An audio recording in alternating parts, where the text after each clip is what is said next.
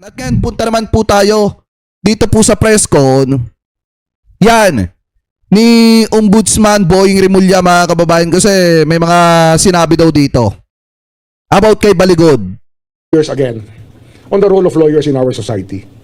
Kasi, lawyers, you're supposed to defend your client to the very end. Tama yan. Oh. Pero, when you start obstructing justice and start coming up with schemes to frustrate the ends of justice, then you become complicit in the crimes committed. Kaya, ano yan, mabigat yan. And we will make sure that Attorney Baligod will be there to answer questions, Nakaw! even before the court. And of course, we know, Mukha ata magigisa ng matindi dito si Baligod, mga kababayan, ha. Kaya pala ngayon, umiiwas-iwas na sa pagpapa-interview sa mga taga-media. Kung dati nagkukumahog, mga kababayan, na magpa-epal sa media, ngayon umiiwas na. Kasi nga tatamaan siya ng malaki dito, lalo na at binawi na nung 4 na miyembro ng 18 kargador ng maleta yung kanilang testimonya. At pinapalabas pa na hindi na ibigay sa kanila yung ipinangako ni Baligod, mga kababayan. These people freely on their own went with one of the ombudsman people to go to the locations, and they were the ones who pointed at specific locations where they delivered the money. Oh, meron yan. So, we will ask them who were their lawyers, and we will ask the courts to discipline them when the time comes, when the proper time comes. I think we've had enough of these antics of the lawyers, no? Enough antics. And if they think that it's the same thing over and over again, that they can just play hardball with us while violating their code of ethics, then watch out. We will not let it pass. Hindi namin palalampasin to. It's up to them. If they really want to fight it out that way, dirty, then we will just go to the Supreme Court and ask them to be defrocked and be taken out of the role of attorneys. Hindi, dapat ang gawin nyo, mag-file na kayo ng disbarment case laban dito kay Baligod kasi baka magamit niya pa yung pagiging abogado niya sa mga kalokohan, mga kababayan, katulad nung ginawa niya doon sa 18 kargador ng maleta. Sir, sinong lawyer po yung nire-refer nila? No, I don't know. We will ask to whom it may be concerned. Okay. Whoever they are. Kahit sino pa sila. Sir, just a couple of more, no? Direct na. May allegation na somebody from the ombudsman, I don't know who, hindi naman nakalagay din sa affidavit, no? Na may prepared statement, he was threatened to sign it. Just that allegation, sir, your comment, please. Yun nga, sinabi ko nga eh. Meron rin naman kami recording eh. Okay.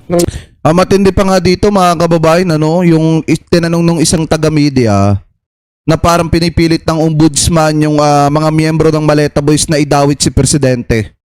Idawit si Presidente, mga kababayan, sa maanumalyang flood control. Eh wala namang kinalaman dyan si PBBM. Lahat eh.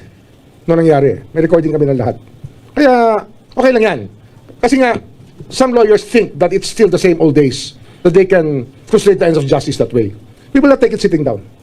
Lalabanan namin sila hanggang dulo. We will identify them and make sure that they get dropped from the role of attorneys.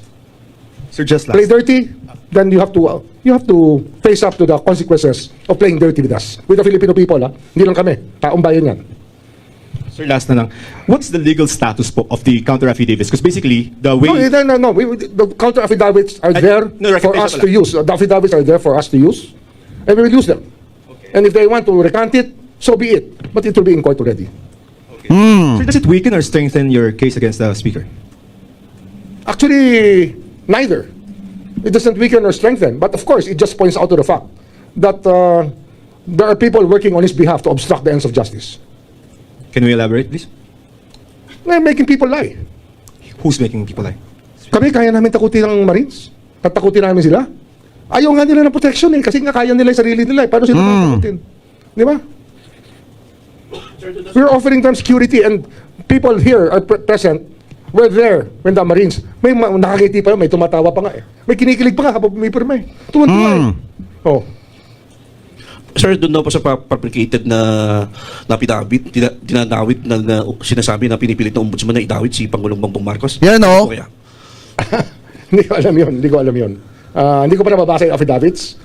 Kasi sabi dito may peke daw pong may fabricated na affidavit na pinipilit daw ng ombudsman na idawit daw si Pangulong Bongbong Marcos. Ano po sa maanumalyang flood control? Pero basta ako, Or doon sa mali-maletang pera? I stand by the work that we do here. I stand by the work that we do here. Pero wala pong pagpipilit mula po sa ombudsman na papirmahin sila ng panibagong pinabit.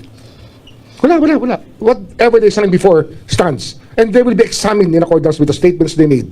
Hindi sila, we will not, if they have to be treated as hostile witnesses, so be it. But their testimonies will be there in front of people to show that people who stole money are willing to frustrate the ends of justice so they can get away with what they did. Gusto nila makawala, subukan nila. Pero ito, we stand by it and we will present it in court. O di dapat trabahuin mo. Ganun lang kasimple yan. Mike. Mga kababayan. Wait lang, next lang natin. Freelance Kapan, TJMA News Online. Sir, yung counsel of record po kasi at that time of these ex-bodyguards is Attorney Baligod. Yes. Do you feel that Attorney Baligod somehow intentionally misled the ombudsman and the ex-bodyguards as well? Given- Is a very colorful character. That's what he is. I mean, from the PDAF days, you do your research on what Mr. Baligo did during the PDAF cases of Napoles. May point din mga kababayan kasi nung panahon nga ni yung panahon nga ng PDAP, yung kay Napoles mga kababayan, di ba si Baligod nga ay nagdadagdag at nagbabawas nung mga taong idadawit nila. At di ba may pagkakataon nga mga kababayan na nagkatabayan ni former Senator Miriam Defensor dahil nga inakusahan niyan mga kababayan si Miriam Defensor ng kung ano-ano hanggang sa sinoplak siya mga kababayan kaya tinigilan niya. Pag-aralan nyo. Colorful meaning, sir, he's not always in good faith? Pag-aralan nyo yung ginawa niya. So, you do your research, I'm telling you, about what he did in the PDAF cases. Sir, given It's a that... challenge on you as journalist. Investigate nyo. Tingnan nyo. Don't ask me. You ask around.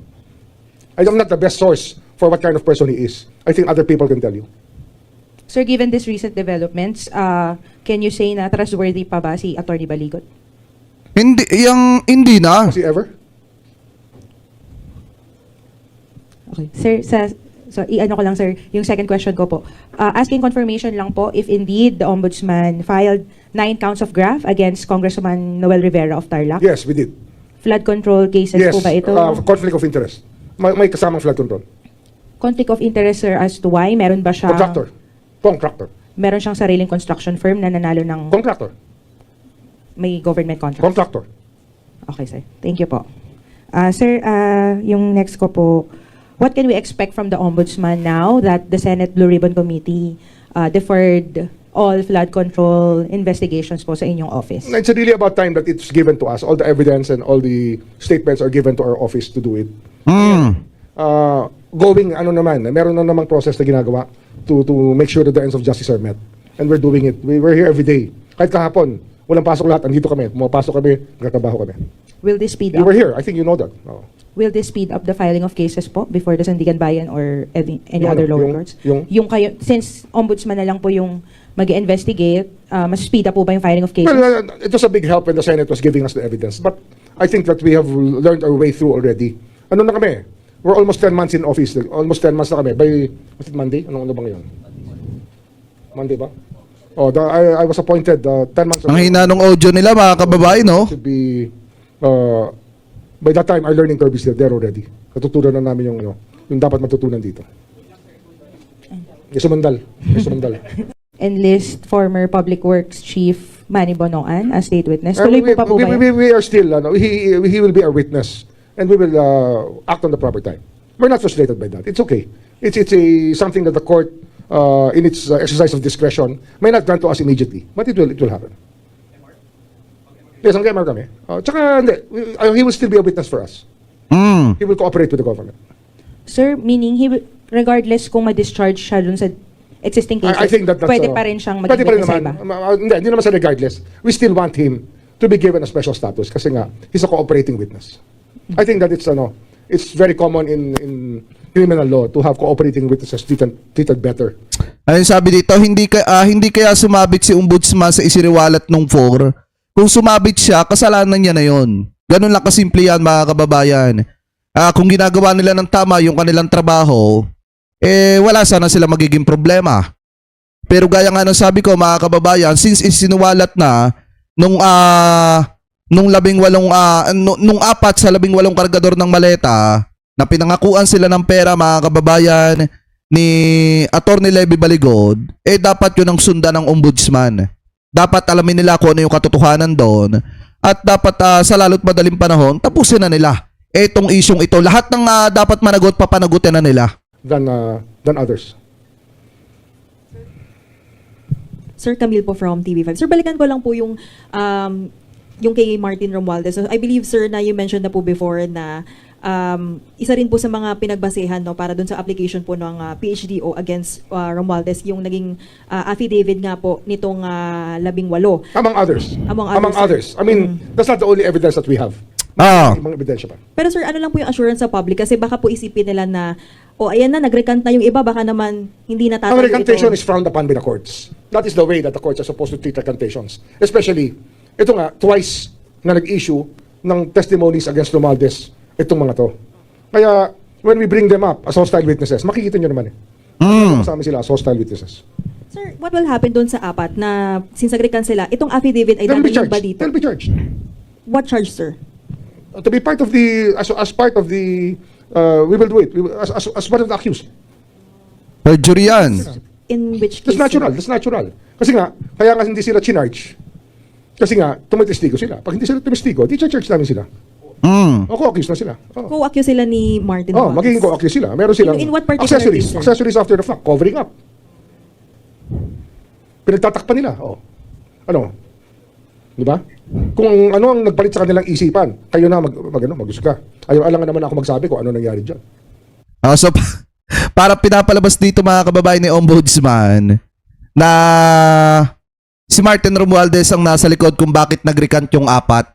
Ano po ng kanilang affidavit. Pero kayo, mga kababayan, yung mga taga-suporta ni Martin Romualdez dyan, ano masasabi nyo? Kasi ang sinasabi dito ni Ombudsman, sa madalit salita, ang pinapalabas niya dito, si Martin Romualdez yung nasa likod ng apat kaya nag-recant. Sir, na-interview din po itong si Attorney Baligod sa Las Piñas Court kasi nag-post sila ng bail doon sa kaso po na final po ni na Representative De Lima. Sa interview po sinabi ni Attorney Baligod na itong apat daw po ay inamin, yung may ilan daw po doon sa kanila na umamin na inaalok nga daw po ng pera para nga bumaliktad. Ah. Hindi ko alam eh. Kaya nga sabi ko nga yung credibility niya, credibility ng witnesses, we will see them in court. Sa korte na yan. Kasi Tama. You may make a big thing out of it, but I tell you, it's to our advantage. Makikita mo talaga how desperate that camp is to take away the witnesses against them because we have built a solid case already. Kasi dyan naman talaga, mga kababayan, magkakaalaman kung nagsisinungaling ba or hindi yung witnesses, mga kababayan, kapag ka nasa korte na po yan. Kaya tama rin naman yung sinabi dito, mga kababayan, ni Ombudsman na sa korte magkakaalaman. Kasi pag nasa korte na yan at nagsinungaling pa, yung mga witnesses, mga kababayan, at yung mga inaakusahan, malalaman naman po sa korte yan. Oh. Okay, you're referring to a camp that is Yes. taking away the The camp of witnesses? the accused. Sir, sa'yo naman galing, sir. The camp of the accused. You know what we're talking about? You think The camp of former Speaker Romualdez, his lawyers, his strategists, his advisors, yung mga tumutulong sa kanya, kasama na yan. O yan. I wish I could give the other names, but wag muna. Saka na natin sabihin yung mga ibang pangalan. kumaga they're chipping away the... Oh, they're trying to do it. Yeah. They're trying to do Okay, it. okay. They're desperate. Sir, just to clarify, you're saying po na posible na ang kampo po ni na Martin Romualdez ang nasa likod sa pag-recant Siyempre, ng apat? siyempre. Sino pa? Sino pa? Sino pa ba ibang makikinabang dyan pag nag-recant yan? O, di ba? Oh. O yan yung sabi dito ni Ombudsman. Sir, Kasi kung titingnan naman nga natin talaga, ang isa sa pinakamalaking makikinabang po talaga dito ay si Martin Romualdez. Pero gaya nga po ng sabi ko, mga kababayan, hindi naman po tinatakbuhan ni Martin Romualdez, hindi katulad ni Saldico, ni Sara Duterte, at nung iba pa, yun yung dalawa ng ibang bansa pa, biglang umalis nung kainitan ng issue, mga kababayan. Pero si Martin Romualdez sinaharap yung mga matitinding aligasyon na ibinabato sa kanya. So gaya nga po ng sabi ko, kung matibay ang ebidensya lamang kay Martin Romualdez o di kasuhan, isang pang kaso at kapag ka napatunayang guilty o di makulong. Ganun lang kasimple. Pero kung wala namang kasalanan, since sinaharap niya, mga kababayan, o di acquittal o di malaki ang posibilidad na ma-acquit siya. Diba? Malaki ang posibilidad ng kanyang acquittal. Ganun lang kasimple yan, mga kababayan. Anyway, tuloy pa natin. Naging careless po ba ang ombudsman dun sa sunod-sunod na parang pagkatalo ng ombudsman, yung pagbasura ng Sandigan Bayan na mali sa mga kaso, si dating DPW Secretary Manuel Bunuan, tapos upang maging state witness laban kay dating speaker, ang pagkakalob ng anti-graft ng piyansa kay dating Senador Bong Revilla. Tapos itong pag-atras ng Meron na ba final decision? wala pa naman. Pero may So, tanong ko sa iyo, pag may wala pang final decision, Yes, sir. ano yun? This is a long war, Tama. a battle. And it's not even finished. Those battles are not even finished yet. Marami pa yan. Marami pa paglalabanan dyan. yung secretary, sir, dun sa sa tumatakbong kaso ng ombudsman laban sa flood control. Anong epekto? Anong tanong yan? What question is that? What's your question? Next question. Thank you, sir. Thank you. Sir, so sa madaling sabi lang ano po sa para sa mga Parang ordinaryo. kargado kasi. Hindi, parang kargado lang. Parang gano'n lang. Anyway, sir, sa madali lang maunawaan ng mga kababayan natin dahil pumutok nga kagabi yung recantation issue na to. So, ibig sabihin po nito, paninindigan ng ombudsman yung pong mga nauna nila sinabi at Paninindigan yung po namin. kayo doon. At merong lalabas kami ng testigo na sa lahat ng pangyayari sa pagpirma ng mga affidavit. O yan ang maganda. So, yung recant nila ron, sir, bahala na po sila kung sa korte po nila gagawin yun. Alright. Thank you, sir. Oh, ayan mga kababayan. Pero maliwanag po dito, binawi nung apat yung kanilang mga testimonya. Maliwanag din na pinangakuan na lumalabas dito na nangako ng pera etong si Baligod mga kababayan. At nung nakulong na etong si Mike Defensor na allegedly mga nasa sa likod nitong 18 kargador ng maleta at etong si Rodante Marcoleta ay bigla ang nag-recant, bigla ang binawi nung apat na miyembro ng 18 Maleta Boys yung kanilang mga testimonya. So maliwanag pa sa sikat ng araw na talagang pera ang dahilan mga kababayan kung bakit nagkakabaligtaran na itong mga miyembro ng 18 sinasabi nilang Brave Marine na para daw sa katotohanan. Ngayon maliwanag na may money involved. At pag may money involved, paniniwalaan pa ba natin? Kung nung una pa nga lang yung mga testimonya sablay. 'Di ba? Kung nung una pa nga lang mga kababayan, yung mga binibitawang salita, sablay na sablay na. So paano pa tayo maniniwala lalo na't napatunayan ngayon na may money involved? Gusto kong i-call out si Alan Peter Cayetano. Akala ko ba sinasabi mo para sa katotohanan? Akala ko ba sinasabi mo Senator Alan Peter Cayetano, bilib na bilib ka. Masyado dito sa 18 sinasabi niyong Brave Marine. O akala ko ba para sa katotohanan, bakit lumalabas ngayon may money involved? Kaya nagkakanya-kanyang pulasa na. Dahil nga hindi na ibigay yung ipinangakong pera ni Baligod mga kababayan. So paano pa tayo maniniwala? Dito sa mga paninirang imbentong kwento na sinasabi nila laban po sa gobyerno ni PBBM at doon sa ibang mga politician na inaakusahan nila. So dito pa lang mga kababayan, talagang sablay na itong ginawang hakbang ni na Mike Defensor, Rodante Marcoleta, Alan Peter Cayetano at netong sinabaligod. Nung tinangkilik nila itong kasinungalingan na imbentong kwento nito pong 18 kargador ng maleta. Ano po? So ngayon, mga kababayan, kung kayo po ang tatanungin, ano po masasabi nyo? Hingil po dyan. Comment below na lamang po kung ano po ang comment at opinion po ninyo. Hingil po sa usapin na yan.